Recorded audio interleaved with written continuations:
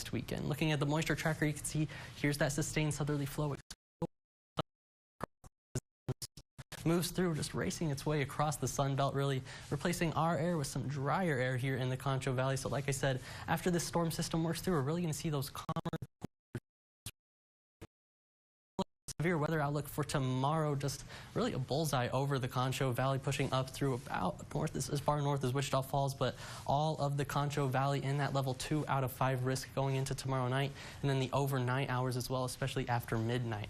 Current satellite showing you where all this southwesterly flow is coming over the state. That's bringing that Pacific moisture overhead, and that's going to continue going into the overnight hours. And when we get a look at the futurecast here in just a second, that's where we're going to see more of that cloud cover starting to work in for these overnight hours. And then going by about that noon hour tomorrow, that's where we could start to see some light scattered rain shower activity start to take place tomorrow evening, about 8 p.m. to 10 p.m. That's where we could start to see some stronger to severe storms moving into some of our western counties and expanding into really the entire Concho Valley. But by about 1:30 to 2 a.m., this is that main threat for some of that severe weather as that main squall line pushes through with some gusty winds with it, the potential for some pockets of severe hail, and can't even rule out an isolated tornado still. So make sure to have that severe weather plan in place.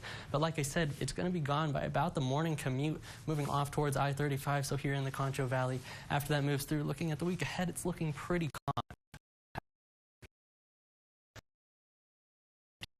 Those clouds are going to be building thanks to all this sustained southerly flow we're seeing, about 5 to 10 miles an hour.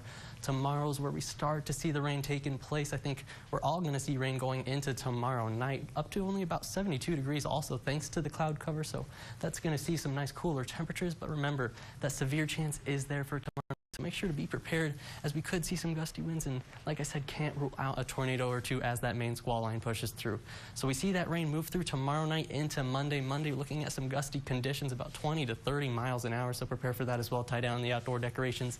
By Wednesday, there's that next cold front pushing us down into the 60s with overnight lows in the 30s, and then we see that ridging take place into next weekend, pushing us back into the 70s and 40s. That's going to be all for your 7-day forecast, but stick around.